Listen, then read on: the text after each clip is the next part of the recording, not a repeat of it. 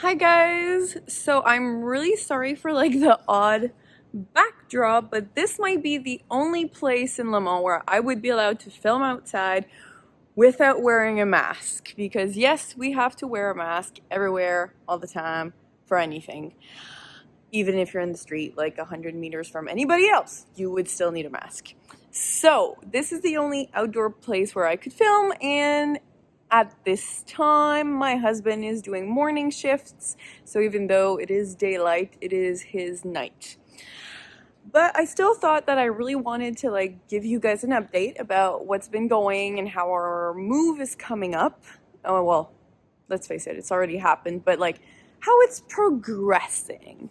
And it took me more than a month to make this video because at first I was like, oh no, I'll just film again when I have more news for them, when I have something interesting to share, when it all comes together. But COVID. So things aren't truthfully, and I'm sorry for the city noises around, but I am in a little nook in a city. But truthfully, there isn't much going on because of COVID. Any paperwork I try to get, any card I try to get done is just a hassle. And I know French bureaucracy is known for being a hassle, but it's like an extra hassle because no one's at work, or if someone's at work, well, they're the only one there, and it's pretty complicated. So we haven't really moved on to the next step, even if I've been in France for now more than a month.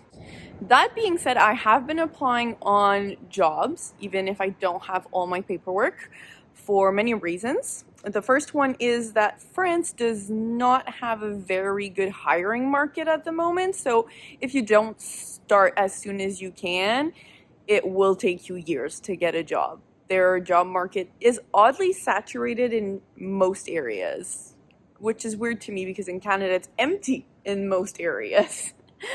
And also because I don't have a job yet, well, we haven't really decided where we want to settle in a more permanent matter. So at the moment, we've applied to all sorts of jobs for me. Like, we've tried things. Nathan was like a really good player in that manner. Like, we even tried to apply to like a castle, like Downton Abbey style. And I will include a few clips of this now because it was quite the experience. I was like pretty stressed that day, to be honest.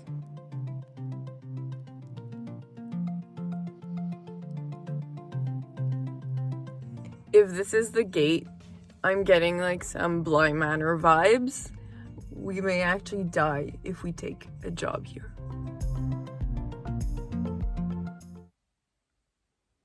Like what? Like I'm shook. I have a hard time believing that this is actually the gate to the place that we may end up working in. Like, clearly it's gonna be haunted.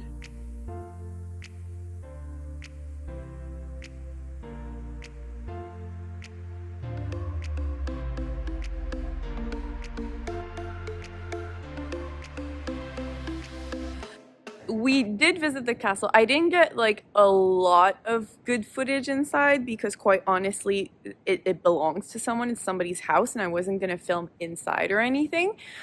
But they offered us the job. We decided not to take it because it was less money for Nathan and it was very unclear what was expected of me. It was very Downton Abbey-esque, like servants, like old-timey servants for a very wealthy Russian family, but it wasn't necessarily clear what they expected of me, and they seemed to disagree on what they expected of me, and I didn't want to get into the middle of that. Also, during our visit, we learned that they have like 5 lady servants to swing by in like the time of 3 months. So I'm like, what is up with the job if like 5 people left within 3 months, you know? Like, something's fishy and I don't want to be the one caught in the mess.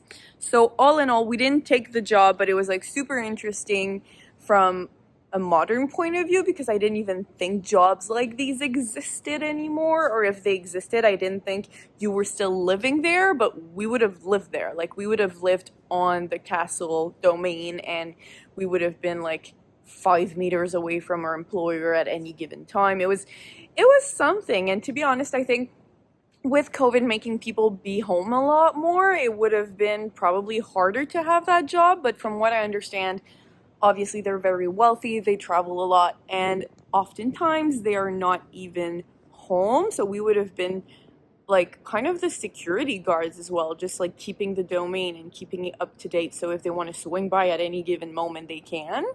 But we would have been alone a lot of the time in this big gated beauty of a castle. So yeah, that being said, I applied to that. I'm special needs teacher, so I also applied to, I didn't apply to teaching jobs because if you want to teach in France, you have to pass a special state exam, and I don't know that I have exactly what the type of vocabulary they would be expecting, or like I don't know that I have the same educational approach, if you see what I mean.